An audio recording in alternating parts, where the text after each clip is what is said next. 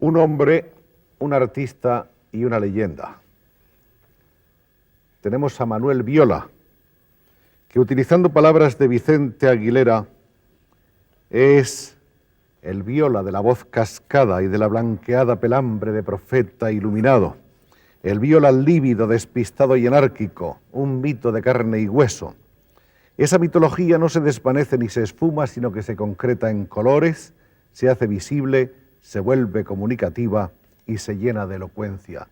Este es el gran Viola, el poeta de lo contradictorio, de las luces y de las oscuridades, de la vanguardia y de la tradición, el hombre que inventa una pintura en camino de la libertad. Bienvenido, amigo Viola. Ante todo habría que saber cuál es el verdadero nombre de Viola, porque son tantos los nombres circulados en este legendario personaje. Realmente mi nombre, José Viola Gamón. Mucha gente desconcierta que firme muchas veces, ahora he dejado ya al Manuel, que firme Manuel Viola. Resulta que cuando tenía 20 años, yo me llamaba Manuel Atsuara Gil, nacido en Burriana, provincia de Castellón. Tuve que aprenderme toda la geografía, las calles y todo. En aquel momento yo estaba en la resistencia francesa. Claro, y había que doblar la personalidad. Después he usado también otro nombre, Jean Rive. Nació en Revesaltes, la patria Marcel Foix. En fin, quizás de niño leí una novela que me gustó muchísimo, El Fimo Matías Pascal. Quizás las circunstancias me han obligado a cambiar de nombre, pero también me ha dado mucho gusto, no sé, ser un poco cierto y tránsfugo al mismo tiempo. Renacer. Lo cierto es que, en realidad, la mayoría de las gentes conocemos a Viola como Manuel, como Manolo, aunque sabemos que ese es uno de los tantos nombres que se han ido adquiriendo de una manera artificiosa en el curso de una vida tan... Artificiosa no, cuidado, auténtica y vital. Auténtica, pero en el curso de una aventura. Sí, digo artificiosa porque no responde al origen, al verdadero nombre, al nombre auténtico, al nombre de los registros civiles, sino a un nombre puesto sobre la marcha y según la ocasión. Digamos para empezar, que Manuel Viola, según los datos que figuran por ahí en las enciclopedias, nació en Zaragoza en el año 1919, lo que al parecer también está en discusión. Nació en el 16. Nació en el 16. Problemas legales en un momento dado me obligaron a... Determinados problemas de los innumerables que están entre las luces y las sombras de la vida de Viola... Casi bordeando a veces la delincuencia. Le hacen figurar como un hombre 3 años más joven, lo cual no está nunca mal. 3 años no cuenta mucho. Sin embargo, sus primeros pasos como escritor, como poeta de vanguardia, como lo que había de ser más adelante este pintor tremendo y desconcertante que Viola es, se desarrollan en Lérida. El traslado a Lérida fue pronto. Problemas familiares. Ajá. Yo nací en Zaragoza, de madre aragonesa y padre catalán, de Balaguer. Que por cierto, muchos Violas, alcaldes de Balaguer, de Barcelona, todos salimos de Balaguer. Entonces, y tuve la eclosión en Lérida, aquellos años 30, que hubo un despertar en las provincias. Imaginarse lo que era aquella ciudad pequeñita, hortelana, y se ponían ya revistas de arte de vanguardia, con Kraus, con García Lamolla, con Leandro Cristóforo, que hoy en gran rehabilitación, que para mí ha sido mi maestro, ese carpinterito de Lérida. Y entonces, juntado, recibimos la revista Occidente, se publicaba en Sitges, l'Amic de les Arts, Mirador en Barcelona, todo aquel grupo de gente en el cual estaban Foix, Sebastián Gasc, el mismo Dalí, que hacía sus pinitos. Para nosotros fue un despertar, porque yo creo, en fin, no quiero meter en política, pero se puede hacer mucho reproche a la República, pero nadie puede negar el despertar inmensamente humano y cultural que tuvo la República. Como toda la poesía del 27, en plena dictadura se desarrolla. Fue la gran eclosión del espíritu español. En las provincias más recónditas se produjo algo que se había manifestado desde el siglo de oro. Germinaban en todas partes las mismas inquietudes poéticas, literarias, culturales. Y así es como en el año 33 Viola funda en Lérida la revista de vanguardia Art. Junto con otros compañeros. Con otros compañeros, colabora con Goya. varios textos en los cuales al principio parece no estar de acuerdo con los surrealistas. Y el problema es entonces, estamos y no estamos. O sea, el problema es siempre la juventud que despierta es ultra. Pero ultra en sentido positivo, cósmico.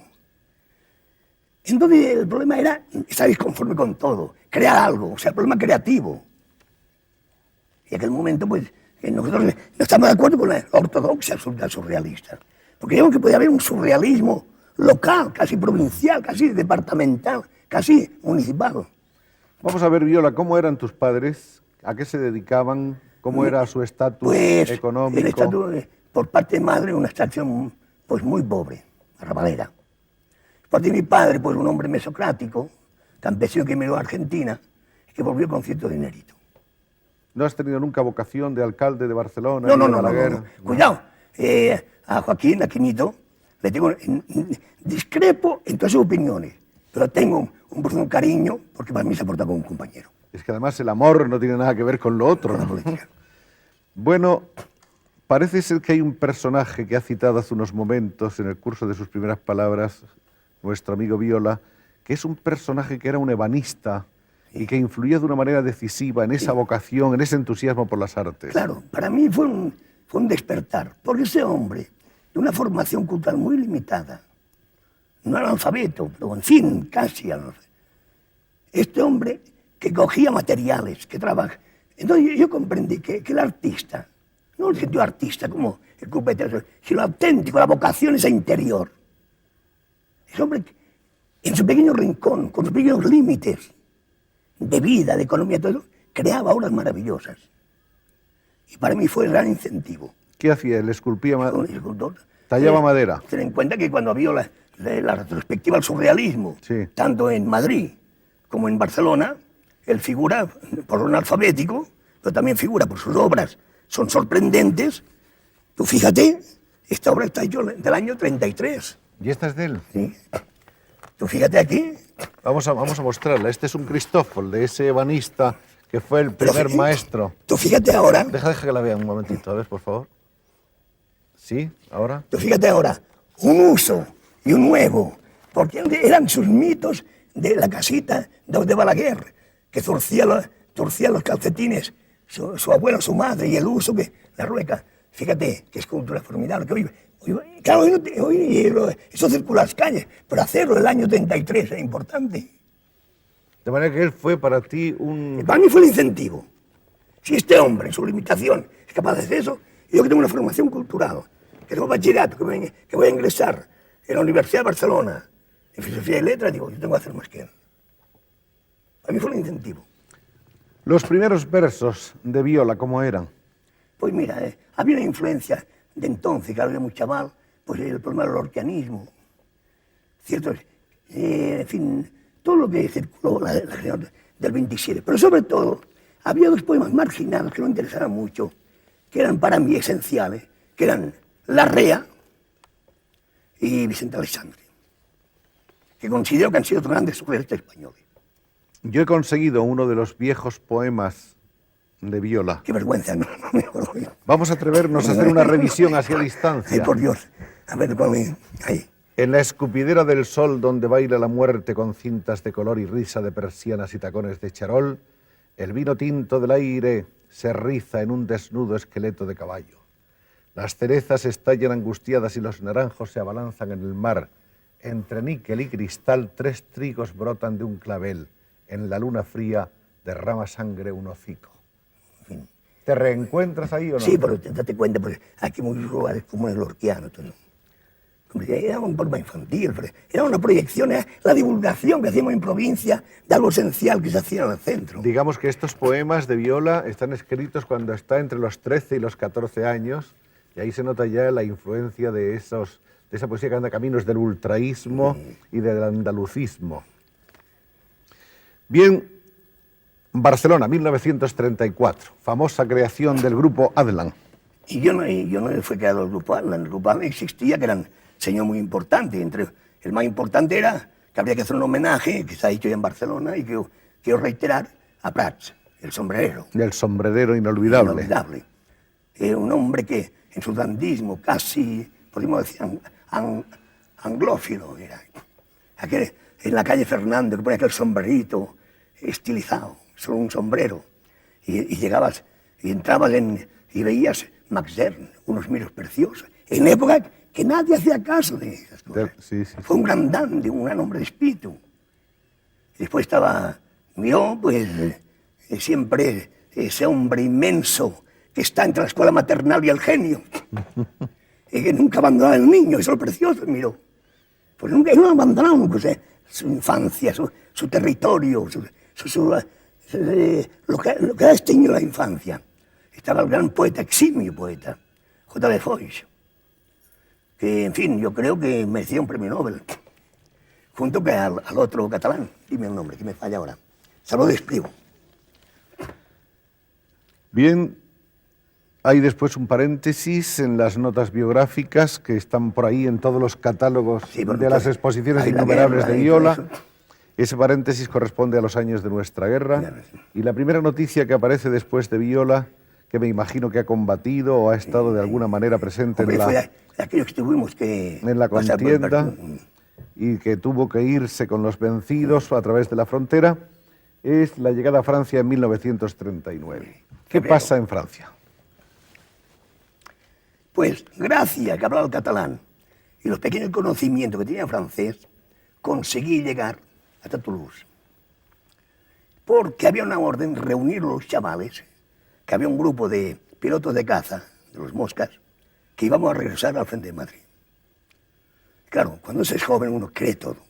Uno es capaz de morir de manera, pero... ¿Tú eres piloto de caza? No. Yo era rampante, infantería, con graduación, otra, en fin, no compliquemos las cosas en un momento. Entonces, yo convencida, pues vamos allá, siempre la última esperanza. Pero un día nos viene la gendarmería, nos detienen y nos llevan a Argelès, al campo de concentración. Llego allí y bastantes libros, bastantes cosas han escrito, porque realmente el Estado francés se portó inhumanamente con nosotros. No digo el pueblo francés, digo el Estado francés. En zanja, en la arena, nacía la hierba donde empezaban las alambradas. Y entonces aparecieron unas pancartas que decían: "Vous avez perdu une patrie, une famille, engagez-vous la Légion". Y entonces me digo, vale más enrolarse en la Legión que morir podrido en la arena de un campo, sí. Y entonces me enrolé en la Legión extranjera. ¿Y fuiste legionario? Fui legionario. ¿Mucho tiempo? Pues desde que estalló la guerra, estuvimos concentrados en Barcarès, y cuando hubo el gran debacle, el avance de Gardén, entonces la Legión, los spy árabes y los senegaleses, a ver si podíamos tapar el avance alemán, a narices. Y lo que hicimos al final es proteger el reembarco de Dunkerque, y después nos dijeron: "Fúndanse ustedes en el paisaje", los oficiales. Y entonces, claro... Cuando no se pudo taponar el avance alemán, la última consigna es: "Fúndanse ustedes en el paisaje". Desaparezca. Y de allí nace, por eso, la resistencia, la base combativa, hubo cantidad de españoles. Yo no voy a hacer un mérito personal, porque éramos muchos, cantidad. Los jóvenes, ¿qué vamos a hacer? Vamos a poder irnos allí. O sea, no un problema de heroísmo. Muchas veces, no sé si tú has visto esa película de Chaplin, que en un gran precipicio, él anda así y hay un oso detrás. Y parece un héroe, pero no ve el oso que está detrás. Pues, ¿qué tal? El heroísmo no existe. El heroísmo muchas veces te empujan. Lo cierto es que hubo muchos españoles en ese movimiento del Maquis. Sí. En fin, había también italianos también. Pero en fin, realmente en la zona sur de Francia, realmente la base combativa eran españoles. Cuando eres legionario, ¿qué nombre tenía? Manuel Suárez Gil. Manuel Suárez Gil. Manuel Suárez Gil, nacido en Burriana, provincia de Castilla. Ajá. Y cuando dejas de ser legionario y te conviertes en guerrillero... Jean Rive.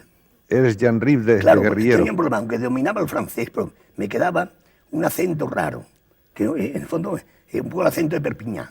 Sí. Entonces, claro, buscaron la entidad que en Ribesal está a caballo, en los primeros orientales. Y además, tú fíjate, la patria del Marechal Foch, entonces la gendarmería me pedía: "La patria del Marechal Foch", entonces ya me respetaban. ¿Y qué era más aventurado? ¿Dónde estaba más el riesgo? ¿En las horas de la guerra abierta contra los alemanes o en la hora de la guerrilla? No te voy a decir la guerrilla, hay un concepto un poco falso en eso. Vamos a ver. La gente se cree que todo un rato está yo. Una vez yo me pasé en la Fuerte Cordeville, al lado de Lisieux, que estaba en Canal de la Mancha. Yo me he pasado meses ahí escondidito en un granero. Ahí empecé a pintar de verdad. Ahora vamos a llegar ya a la pintura.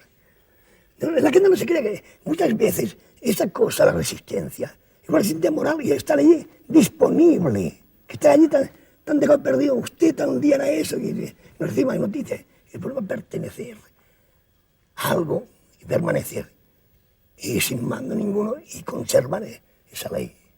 Jurar lo que te has prometido. Claro, nuestra misión era recuperación de paracaidistas, sobre todo cuando pasamos el Canal de la Mancha, y en fin, los antiaéreos caían. Entonces ya sabían que hacia la Fuerte Cordillera, entonces caían allí los paracaidistas ingleses, los aviadores ingleses. Entonces el problema era recuperarlos. El problema era que en el bosque había las patrullas alemanas, entonces no daban, en fin, muy complicados. De modo que fueron tiempos de mucha incertidumbre. No, pero te aseguro que si había que repetirlo, lo repetiría completamente. Sí. Ha sido la época más feliz, más responsable, más bonita. Y con muchas horas además en el granero para empezar Sí, a claro. pintar. Ahí son los primeros contactos con el óleo, ¿no? Y allí fue el problema siguiente. Resulta que el tedio, lo que iba a hacer, beber riñón, dormir, esperarte, como un león enjaulado. Digo, oye, aquí me voy a alcoholizar o voy a empezar a volverme loco. Y me encontré por casualidad con una revista que se llama L'Art Vivant. Entonces, de aquellas veleidades surrealistas, aquellas cosas que tenía, pasé a comer la pintura y abrí la colección. Y ahí empecé a desfilar una entrevista de Cézanne, todo eso. Y entonces me puse a copiar reproducciones de la ventanita, cogía dibujitos, al mismo tiempo pinté un paisajito, un poco atractizante, que por cierto debe estar en algún catálogo por ahí, que se llama el Port Louis. Yo lo hacía así, pero para entretenerme, para no desesperarme, para no hundirme en el animal, en la fiera, porque por eso muchas veces esa gente que se mete en situaciones así se vuelven fieras. Hombre, porque toda situación en la vida hay que culturizarla. Si te decía la libertad, créate tu libertad en el interior. Pues solamente crees el problema de arma, te vuelve una fiera. Entonces empieza a pintar. Y llega, pues se acaba la Guerra Mundial, y entonces se hace la exposición de Sol Independent, que fue la primera exposición de arte vanguardia que se hizo, en fin, generosa y todo eso, que se hizo después de la ocupación alemana. Y expuse ahí mis cuadrines y empecé a tener un poquitín de éxito. ¿Quién empezó antes a fijarse así entre la gente conocida en la pintura de Viola? Hemos pegado un gran salto, porque durante la época, digamos, la resistencia, viví en París. Y entonces, al llegar a fundirme el paisaje, lo primero que hice es tomar contacto con Benjamin Pérez, el gran poeta surrealista, compañero de Breton, Paul Eluard, etc. Este hombre había estado en la Guerra Civil Española y coincidimos en Frente Aragón los dos. En la época de Barcelona, porque también era muy amigo de Marinello, era muy amigo de Remedios Varo, que era barcelonesa, tú sabes que está en el panteón de los grandes pintores mexicanos y Remedios Varo. Y al llegar a Francia, pues mi contacto en París era Benjamin Pérez.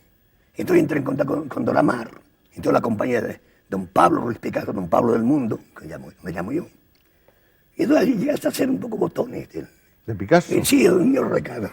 ¿Le ibas a comprar tabaco y esas No, cosas? me decía, no, peor, porque el problema es que él era un inmenso trabajador. Yo no he visto un hombre más valiente moralmente y más cobarde físicamente. La valentía moral de ese hombre, inconmensurable, ni decir campeador. Ahora físicamente, oía la sirena, se ponía pálido amarillo, pum, y se iba al sótano. Ahora moralmente, la valentía acumulada en todos los sentidos. Entonces él era un gran trabajador, don Pablo. Y siempre estaba con su grabado, patín y patapón. Entonces había que ir a la Courrière. Entonces no había taxi en aquel momento, ni camioneta, ni nada. Había que ir al carbón en la esquina, dejar un papelito y subir a Montmartre, a la Courrière, las piedras de litografía. Porque él quería trabajar en casa, después se cansaba de casa y las quería hacer en el taller. Porque era como Jano, Picasso, era como Bifronti, un Gabriel bien, algo más positivo, algo más amoroso. Después tenía reacciones extrañas de tacaño, no sé, casi de migrante económico. Picabia me dijo un día, dije, el problema de Picasso que emigró con un pie en un zapato y otro en una alpargata. Francis Picabia. Bueno, Picabia fue otro de los Claro, amigos, ha sido mi gran amigo. de los grandes el hombre, amigos de además, el Viola. hombre que yo más he querido en el mundo. ¿Sí? Yo considero a Picabia casi como mi padre. Picabia es lo contrario de don Pablo. Don Pablo es el hombre tenaz, el hombre trabajador, constructor siempre. Quería estar siempre en Candelones. Era una especie de emperador romano que no llegó a ser emperador. Picabia el dandy, el despreciativo, el espumoso. Mira, un día le pregunté a Picabia, oye, no comprendo ese cuadro de Marcel Duchamp, que es un célebre doctor del dadaísmo, que se llama La mariée mise à nu par ses mêmes célibataires. Digo, un título tan absurdo, que te pases 5 días buscándolo, no lo hallas. Digo, uy, tú no sabes lo que pasó. Y sabes que yo, en fin, siempre fui un poco rico y tenía en aquella época, fíjate, unos coches de... Tú sabes que siempre hay loco, con distancia larga, le llaman los locos de automóvil, y llegan a Gras, ese pueblo que actualmente es de gran veraneo, en el sur de Francia. Y llegan allí, tú imaginas que en un momento, en los años 20, 21, con una polvareda en la plaza, y salía una boda. Y la hija de un notario de Gras y un señor. Y luego viva la María, viva María. Entonces todo el mundo se fijó en el coche. Y entonces ofrecieron dar una vuelta a la plaza a la novia. Cogieron patín y patapum y se fueron a Cannes. Con la novia. Con la novia. Y aquí viene el asunto. Y esa es la historia del título del cuadro. Del novio nunca más se supo. Sí, no, hubo problemas muy gordos. Entre estos amigos empieza a desarrollar su vida artística Viola en París. Expone en diversas exposiciones colectivas, una de ellas que se llamaba Pintores Españoles en París, ¿te parece? Allí fue, porque resulta que al fin y al cabo conocía a don Pablo. Pero no que te hablo tanto de don Pablo. Don Pablo, para mí, un pintor más importante, más utilizado más, Paul Klee, Kandinsky, otros pintores, Sotin, pero humanamente, no por español y por otras cosas, y porque ha sido el mío recado, sino para mí Pablo ha sido una lección humana.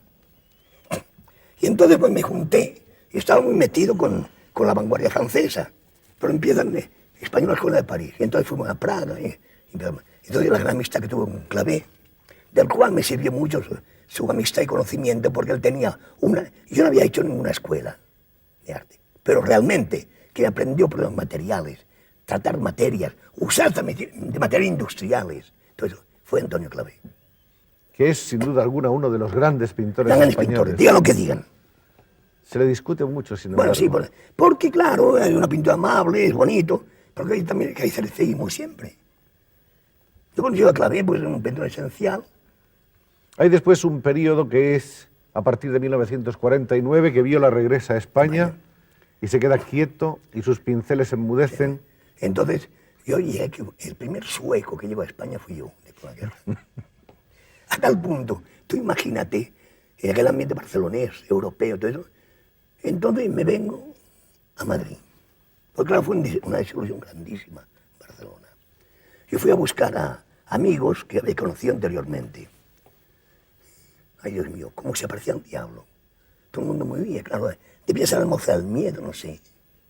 Entonces me conté colgado. El miedo a tener complicaciones de cualquier tipo, sí. Como si había sido un poco para la raza siempre. Uy, eso no está ahí conmigo. Y entonces no me quedó más remedio que irme a Madrid. Y en Madrid no conocía a nadie, solamente una persona, González Rubano. Sabía que había un café hipotéticamente literario, artístico, llamado Gijón, pleno verano. Voy allí y dice, don César está en Cuenca. Bueno, viviendo en un hotelito, que ahora hacen striptease, no hacen cosas de White Power, ese hotel nacional. Ah, sí. Allí me hospedaban. Entonces voy al café y voy a Río Rosa, hablo con el portero y dicen, está en Cuenca. Bueno, entonces cojo el tren para Cuenca y me encuentro en el vagón, un vagón de tercera, por cierto, porque me encuentro un señor de aquí para arriba parecía un genio, de aquí para abajo parecía un animal, con respeto de él, muy altanero, con vozarrón, con una boina, pues así. Y me pregunta, ¿dónde va usted? Yo voy a Cuenca. ¿Y dónde viene usted? Yo voy a ver. Era Camilo José Cela. que andaba con una boina y un peine. y un peine. En busca de César. ¿Y a dónde iba? Ah, iba a ver a César César también. Cuenca. Y allí empezó. Y después fui a vivir a la casa de ellos. Y pues en un lado estaba César, debajo de mi casa murió, en mi piso. Y en el otro lado estaba César, arriba. En Río Rosas 54. Tú ahora has conocido al perverso gordito Pepe Sí. Pizarro. Era una buena casa. Era una casa muy interesante. Bueno, ¿y cómo se portaron ellos? Formidablemente. En fin, a tal punto, pues, que había venido con una provisión de dinero, pero un poco eufórico. Se me redujo como la piel de zapa. Y hubo una ayuda mutua. Si muchas noches nos reuníamos, comíamos juntos, hacíamos unas cocinas y recepciones. Fue una época muy bonita también. De cualquier modo, esa época dura poco porque los viajes a París se reproducen casi enseguida, pero- 2 años más Sí, tarde. pero me pasa lo siguiente. Entonces, claro, ten en cuenta que aquel ambiente era muy estrecho, no sé, no era lo que yo había conocido anteriormente, aquellas generaciones de antes de la guerra. Y me molestaba un poco. Además, mi gitanismo, falso gitanismo, mis problemas de vender género, eso fueron aventuras, y, en fin, circunstanciales, o sea, para salir por peteneras, ¿no? Pero habría que saber algo un poco de eso, ¿no? ¿Qué hay del gitanismo de Viola? Yo te voy a decir una cosa. Se ha inventado una leyenda, eso que yo no tengo nada, hombre, no soy un sonoro ser gitano. Bueno, Lo que dicen pasa- una leyenda de gitanesca, una leyenda De torero, tauromáquica, una leyenda de cantaor y de bailador de hondo. Bailar, sí, bailador quizás sí. ¿Sí? Porque bailar he bailado bastante bien. Sigo bailando. Entonces esa aventura... Una vez fue simplemente que yo tuve un gran amigo en Lérida que se llama Roberto Jiménez, que lo protegía el obispo, el doctor Lurita, que después fue fusilado, en fin, en otra guerra civil, por desgracia, era una gran persona. Y le pagaban los estudios a ese gitano en el instituto. Y aquellos niños, aquella época, eran tan ripipis, tan cursilones, que yo me iba con los gitanos, porque para mí era las vacaciones de espíritu ir con él. Y mi padre lo aceptaba porque estaba de acuerdo. Y por eso yo siempre tengo un amor inmenso por el gitanismo. Por todo que esté un poco, en fin, no muy normativo. Pero las leyendas, las innumerables leyendas son Ahora, la tantas gente inventa. que no nos daría tiempo en un programa ni en muchos de irlas aireando o estudiando todas. Hay una que asegura que efectivamente fuiste torero, pero torero de los que viven del toro. No, de torear. gasté dinero con eso. ¿Sí? Mira, era tan imaginativo que me daba pases, no se puede inventar pases. Inventabas pases. Entonces, tengo un toro. Curioso, esos pases se han hecho. Por ejemplo, alargar la patita así para adelante, por la muerte, ¿verdad? O sea, era una especie de imaginación. Si el toro hubiese sido de plástico, era el mejor toro del mundo. ¿Toreaste solo novillos o llegaste a No matador? llegan sin picadores. Sin picadores. En la región de Alto Aragón. Entonces, ¿Con percances o sin ellos? sí, tengo un par de percances. Un par de percances. Pero, en fin, eso, cuando eres joven no pasa nada. Cicatrices y revolcones y ya está. Eso, paliza, lo que quieras. Y entonces ese problema que, ¿sabes cómo pasa? Por ejemplo, en Escorial, los Escorial, esos pueblos, una novillada, después resulta que los mozos se meten dentro, después toman el pelo Al matador. Sí, en fin, ¿no? Matador, entre comillas. Entre solanesco y un poco, en fin, un poco show hispánico. Entre Solana y Durancamps. No, en cambio, acertado, Dios mío. Bueno, el hecho es que nuestro hombre, como ven ustedes, No, ha la hecho, pintura. ha hecho de todo, además de ser un gran pintor, que no sé cómo le dio tiempo. ¿Lo de cantar también se te dio bien? No, cantar no. No. Porque canto, hombre, yo tengo buenas palmas. Pues te voy a contar una anécdota. Ha habido también, la gente inventa tanto. Me encontré con... Bueno, pasemos eso porque vamos a bailar y no acabamos nunca. Vale, sí. Vamos a la pintura. No. Las exposiciones inmediatas son en París, cuando en el año 56 la famosa galería Claude Bernard, No, hay una muy importante que fue en la Galería Estilo, en Madrid. la de Barcelona. La de Madrid. La de Madrid. La Galería Estilo, Ah, en al Madrid. lado de la Zarzuela. Resulta que yo quería salir del país, pero no tenía pasaporte. Pues tú sabes que no podía cogerme a la ley de prófugos y desertores, porque me faltaban 2 años para la edad. Irme a África cumplí 2 años más, entonces estaba ya hasta la coronilla de correajes, de guerra y de fusiles. Entonces se arreglan las cosas, pero no consigo el pasaporte. Me voy a la seguridad, y no tiene. Y había un cónsul de Francia que se llama Rebelli, que era escultor. Me dice, yo creo que el que puede solucionar eso es el eximio maestro Eugenio d'Ors. Voy a su casa, somos tan generosos que formidable que aquel caserón vacío, no tenía escayolas, que iba a buscar el Código de Artes. No tenía una mesa camilla, donde invitaba, por ejemplo, a un desayuno, con una nuez, una pera, un vaso de leche. No, pues no podía invitarte a nada más. Espartano. Espartano, sí, perdón.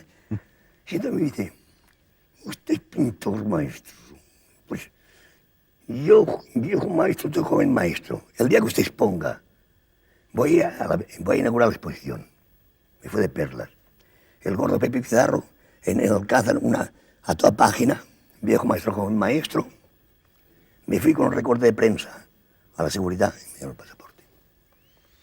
El hecho es, y ciertamente resulta curioso señalarlo, que hay una cierta semejanza, un recuerdo humano en el aire de Viola del maestro d'Ors. Claro. Es que Jorge era un Salvador Dalí en serio. Hermosa Era una frase. especie de humor, no sabía nunca dónde llegaba la verdad, la mentira, el humor, la certidumbre. Era un gran griego, además un gran romántico, era todo. Pero ese país que entiende a la gente tan fácilmente, ahora no es nada pesado, porque concibamos que el gran hombre, el gran genio, el gran traductor de todo el pensamiento alemán, todo eso, ha sido Ortega. Pero Ortega era un hombre desdeñoso, un hombre que siempre echaba para atrás a la gente. Y Ortega al contrario, y al contrario de don Eugenio, era un amoroso. Y además tenía el sentido del humor en sí mismo, que es muy importante. En París, en la Galería Claude Bernard, se produce una compra Sí, masiva. inmediata y masiva de Pero toda eso la fue, producción. hay que saber las cosas. Sí. Resulta que viene la gran compositora. Tú sabes que ha existido en la época de la vanguardia, después de la Primera Guerra Mundial, el grupo Los Six. Donde estaban Auric, Poulain, etcétera, etcétera. Y había una señora que se llamaba Germaine Taillefer. Vino a España Germaine Taillefer. Y entonces vi a mi casa y precisamente en ese momento su pianista que se llamaba, no importa, se llama Claude Bernard, su pianista era socio de Claude Bernard. Vino a Río Rosas y dijo, venga, coge todo eso y vente a París. La compra masiva y entonces otra vez reaparece en Francia. Después Yo no creo en hubo- los talentos, siempre son circunstancias. Siempre hay un amiguito, no creas eso que expone bom, no. Siempre hay alguien que te ayuda. Hombre, por supuesto que todo sin comunicación con los demás es imposible. Hay otra exposición el año siguiente en la misma galería, Sí. también con un gran éxito, y ahí podemos decir que ya prácticamente Viola está montado en el caballo de la popularidad y del triunfo, aunque Me canso, naturalmente me canso. fatigándose del éxito. ¿Por qué? Porque mira, yo desde niño siempre tengo un concepto que vale más tener éxito que vale más tener razón que tener éxito. Cuando el éxito te arropa y dicen, vas a hacer 15 o algo así, no pides esa línea, estás perdido ya. Porque en la vida, un artista plástico, un bailarín, un torero, hasta quizá un actor puede tener, si es joven puede ser actor de carácter, pero un pintor es como los buenos vinos, mientras más dure, más se madura. Y cuando ve el éxito arropado, me da un miedo horrible. Además de que yo pienso que al pintor no puede gustarle estar pintando lo mismo siempre No, porque le convenga al Entonces marchante dicen, y al negocio. dicen, pues hágalo usted así, un poco rojito, esa estructura, un poco más hacia arriba, un poco más que narices. Vamos a hablar un poco de cuándo, antes de seguir con el currículum, vamos a hablar de cuándo surge lo que podemos llamar el estilo, la manera de pintar de Viola tan característica, que es como una pequeña rebelión. No, el regreso a España. Es el regreso. Cuando yo entré en la sala negra de Goya, para mí fue un puñetazo, pero en fin, como si un camión, como si no sé, con 20 boxeadores me hubiesen aplastado los sesos. Para mí fue una revelación. Entonces me di cuenta que Goya era el pintor más moderno que había aún hoy. Y yo recomendaría a todo el mundo que vaya a ver los Goyas negros, que no se fijen en la maja desnuda y la maja vestida, etc. Los Goyas negros es algo tan impresionante, tan extraordinario, donde con elementos mínimos que van del negro al marrón y un poco de blanco, están todos los colores, están toda la expresión, con la audacia, con la valentía. Allí te encuentras a Bacon, ahí te encuentras... Por cierto que Grau, el cineasta Grau, hizo un reportaje del Prado y me pidió a mí que fuera un poco el Cicerone de De la la sala de visita. Goya. Y en fin, no sé si Tapia me lo aceptará o me perdonará. Y hay un cuadro que dice una cabeza de perro, que todos conocen ese cuadro, que es un Tapie. Yo cogí un papel, hice una cruz, lo puse así, y era un Tapie. O sea, se anticipó a todo, Goya. No por localismo aragonés, que Goya fue un caso excepcional, de intuición absoluta. Pues en arte creo que es más importante la intuición que todos los conocimientos. Bueno, estamos viendo ahora, mientras hablamos, algunas reproducciones de cuadros de Viola, donde queda de manifiesto todo esto y muchas cosas más acerca de esta personalidad complejísima de Viola, que ha sido siempre uno de los más prometedores pintores españoles y es hoy un pintor que se siente enormemente joven y capaz de cambiar. Mira, don Pablo del Mundo, perdón que sea tan reiterativo sobre don Pablo, dijo, cuando era joven, era tan joven que sigo siendo joven.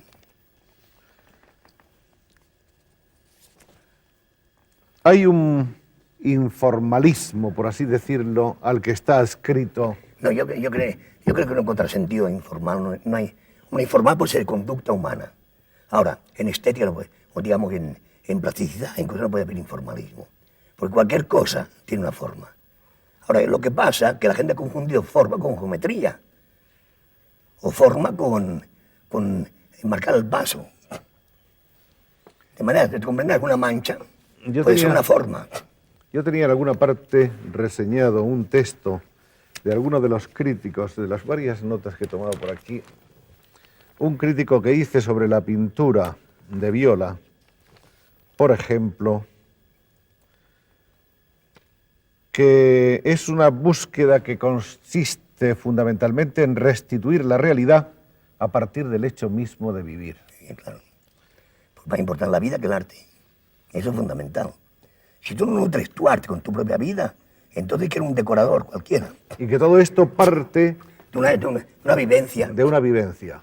Y más o menos cronológicamente coincide con el momento del despertar del grupo El Paso y del nacimiento de lo que se ha dado en llamar la pintura de acción, que yo creo que... Bueno, vamos al Paso. Yo soy medio Paso. El Paso, como el grupo de Balset, han sido esenciales en la cultura española, a tal punto que yo consideraría que ha habido la generación del 98, la generación del 27, y curioso, por una vez los pintores se sobreponen a poetas y escritores, y el grupo de Balset, con el Eximio Tapies, con Cuixart, Terrats, etcétera, etcétera. No hagamos ahora escalafones. Y el Paso en Madrid. El Paso en Madrid realmente fue fundado por 4 tipos. Sobre todo, el Deus Machina, esa mezcla de Stalin y Ignacio Loyola que es ahora. Después, Millares, ese hombre tan traumático, tan entrañable. Canogar y Feito. Se les unen después el escultor Serrano, Juana Francés y otros. Y entonces vienen las purgas, porque Saura realmente era el jefe del Paso. Entonces expurga el Paso, entre los cuales sale Rivera. Entonces, el año, no sé qué año, cuando se hace la exposición del arte americano en el Museo de Arte Contemporáneo, y nosotros como correspondencia hacemos otra pequeña exposición, me piden el Paso que yo ingrese al Paso. Yo exijo una condición, que reingresen los que se fueron expulsados. Solamente reingresó Manuel Rivera. Ahora, fue quizá la etapa más fructífera. Entre ellas, Camilo nos dedicó un número que está agotadísimo, se reeditado, dedicado al Paso. De papeles, de Son Armadans. Fue la época más fructífera, formidable. Lo que pasa que cuando llegaron los marchantes, cada uno tenía éxito, en cuando apareció la platita. Y cada uno por su lado. Cada uno por su lado. Cada mochuelo a su banco. A su banco. Sí. Así fue un poco. Quizás también, pues, las circunstancias, también quizás había dejado de hacer un papel importante ya. Ahora hay que tener en cuenta, lo repito, ha sido, por una vez, los pintores antecedieron en esa transformación, liberación mental del país, como se llama el país, pues fueron los pintores. Convertirse en un pintor de moda es algo que afecta a Sí. a la calidad humana del Sí, sí, artista? sí, Sí. sí. Te produce... Mira, hay una coquetería al éxito. Precisamente hace un par de días estaba yo con un actor televisivo, no digo el nombre, y me pide autógrafos. A mí me produce un poco de resquemor, porque digo, no, coño, ¿qué tiene que ver la pintura con el autógrafo? Como hemos visto en restaurantes. Eso diezma un poco el contenido humano. El éxito no es bueno. No es bueno. No. Pero tampoco te gustaría ser un pintor sin éxito. No, por lo menos me hacen obrera, porque si no tengo éxito no puedo comer. Ahí está el problema. Ahí está el problema. Vives en Escorial. Allí tienes una casa de estudio, allí trabajas. ¿Trabajas mucho o trabajas Sí, anárquicamente? Anárquicamente, como siempre. Como siempre. Porque, como decía Rambo, considero sagrado el desorden y espíritu. Y además, ideológicamente, no sea en fin, nada en circunstancias políticas actuales, considero que la gracia es sagrada. La verdad es que Viola, tanto hablando como pintando, como viviendo, es igual de torrencial, de vital, de humano, de extrovertido. Es un hombre que se está dando siempre. ¿Qué va a hacer? Esa voz... Ya bastante esa descansaremos esa en el voz, ataúd, cuando estemos en el ataúd, ya estaremos introvertidos. esa voz Viola es así de haber hablado tanto. No, cuando tenía 12 años era voz. Ah, sí. Eso la culpa la tiene el puente de piedra del Raval. Tú sabes, para aquellos niños, ¿tú has visto los rabaleros? Porque claro, esa voz normal es ronca, ahora se pega un grito.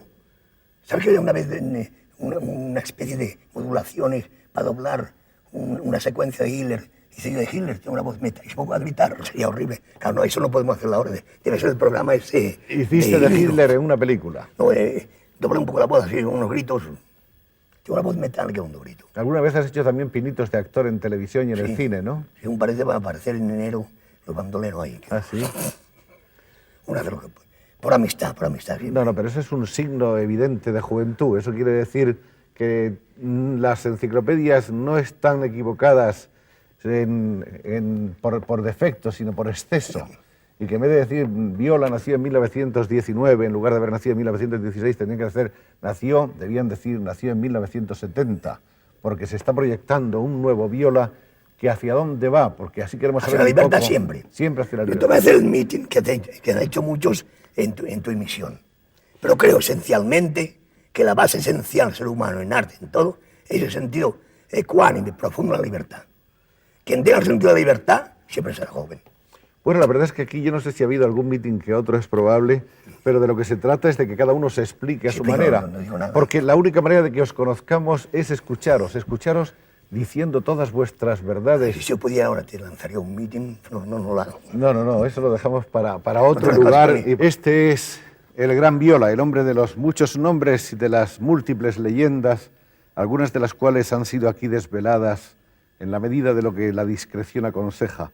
Hay otras muchas leyendas que quedan para otros empeños más lejanos todavía, pero lo cierto es que Viola es este hombre que con su humanidad, lo mismo que con su pintura, lo ilumina todo de pronto con esos torbellinos de color fuerte, con esos surtidores de luz que estampa como un descubrimiento no te pases, sobre el fondo negro y no te pases, goyesco. no te pases. Muchas gracias, maestro. Muchas gracias.